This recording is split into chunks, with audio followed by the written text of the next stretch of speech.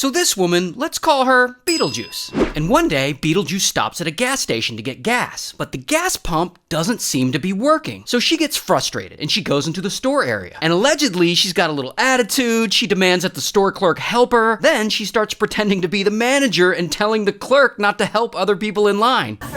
You guys get out of here. Are you the manager? Yes. She's manager.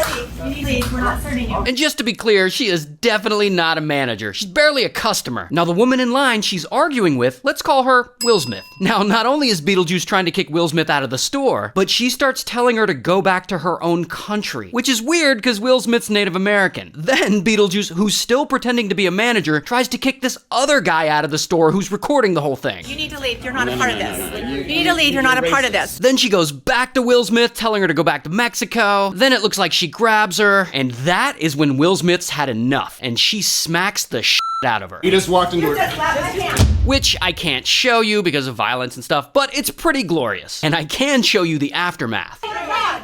She just touched me. Oh my God. Oh, but it's not even close to being over. Cause then the guy filming the video goes home and he uploads it to his Facebook. And it blows up. One of the biggest videos of the year that year. People are sharing it all over, news stations are talking about it, and the comments just destroy Beetlejuice. This woman's awful! This woman's a racist! Why is she dressed like the Hamburglar? Now the internet, being the internet, immediately identifies her. Her real name, where she lives, the law firm she works at. Now the law firm she works at, this law firm, just so happens to be owned by her husband, this guy, who we'll just call husband. So the internet finds his law firm, and that is when the harassment begins. People are calling it at all hours of the day, nonstop. They get his email, they start spamming it so much that his email crashes. They review bomb him on Google down to 1 star, and somehow they're able to reclassify the firm on Google as a public restroom. And they change the main photo to a building with a sign that says Clown Motel. Still, to this day, the law firm only has 1 star and is listed on Google as the Heron Law Firm LLC and Karen Lounge. Now, during all this, Beetlejuice is nowhere to be found. She doesn't talk to the media, nothing. But husband, on the other hand, whose law firm is getting attacked, he looks at this and he's like, oh shit, I gotta respond. So he goes on the news to apologize for her behavior. I'm just so sorry that this happened. You never walked into that store thinking something like this was going to happen.